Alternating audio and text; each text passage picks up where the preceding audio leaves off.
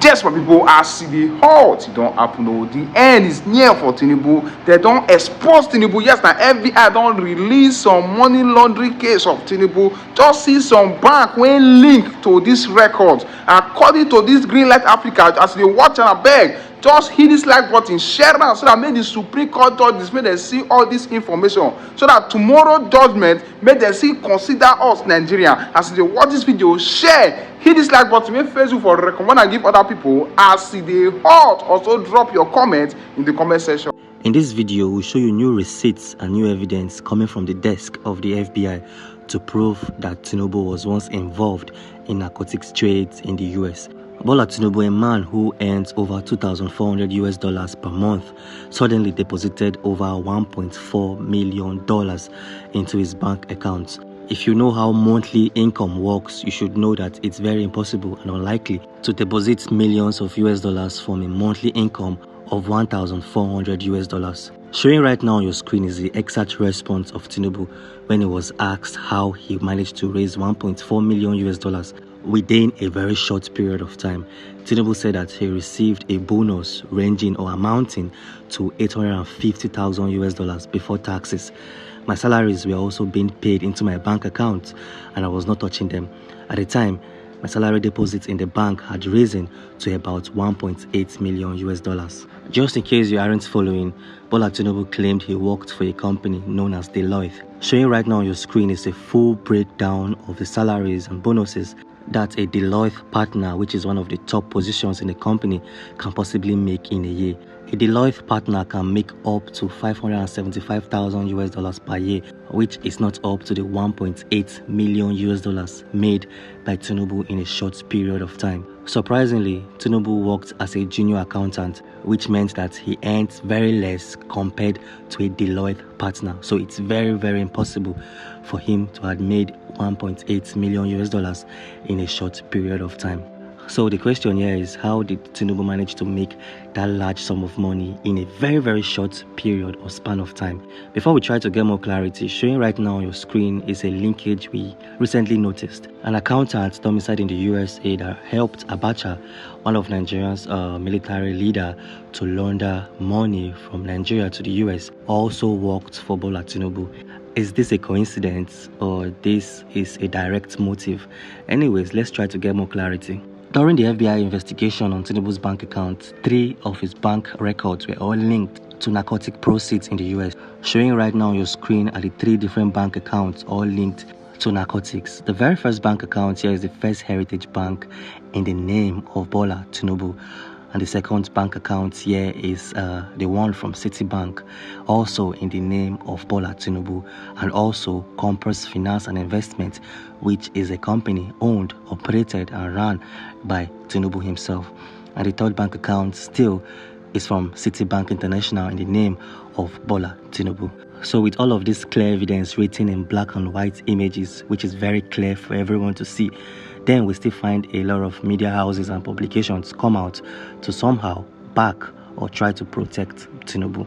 Like this particular image coming out from 10th February 2003, where Vanguard claimed that the US cleared Governor Tinubu of all criminal deals in the US, and the All Progressive Congress politicians are pushing and spreading the notion that Tinubu wasn't involved in narcotics trading in the US because he wasn't prosecuted by the US state court. On the other hand, to prove that Tinubu was involved and he knew what he was doing, this document showing right now on your screen coming from the desk of the FBI clears everything that we need to know. It reads, there's a probable cause to believe that the defendant's funds represent proceeds of narcotics trading and further represent property involved in money laundering in violation of 18 U.S.C.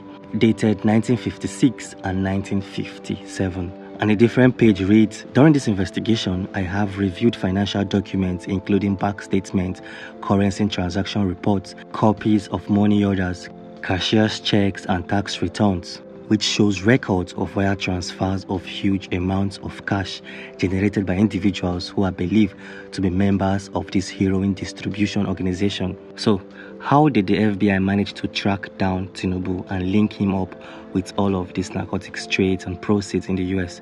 It all started when Tinubu walked into one of the banks in Chicago to open a personal savings account. In the process, Tinubu listed 7504 South Stewart as his address in Chicago, Illinois. Surprisingly, this 7504 South Stewart's home address also appeared to be the home address of one Akonde. And if you've been watching our videos, definitely you should know who this particular Akonde is.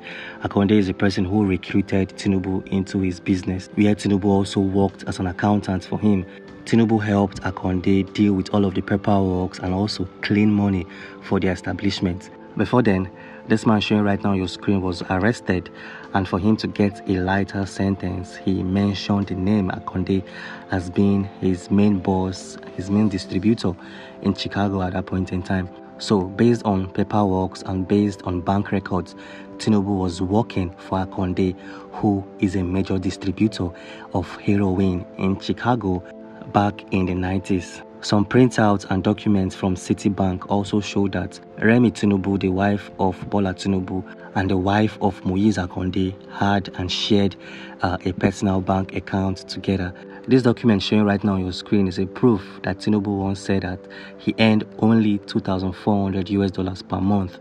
And Tinubu stated that he had no other sources of income, and he also listed his wife Oluremi S. Tinubu as a co-applicant. Records from First Heritage Bank disclosed that in 1990, Bola Tinubu deposited $661,000 into his individual money market account, and in 1991, Tinubu deposited over $1.2 million into the same money market account. And remember, this is a man who earned $2,400 with no other known source of income, which he listed to the US state government. So how did this man manage to make these huge amounts of money in a very, very short period of time? Well, I guess by now you should know the answer already, because in a phone call between Bola Tinubu and the US state agent during this conversation, and per this document showing right now on your screen, Tinubu clearly stated that he knew Akonde.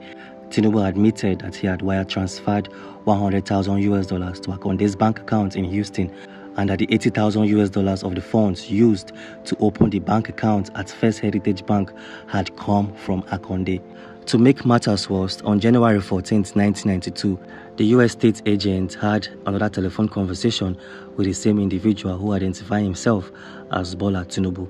During this telephone conversation, Tinubu admitted to him that he knew Agbele and that he met Agbele through Akonde.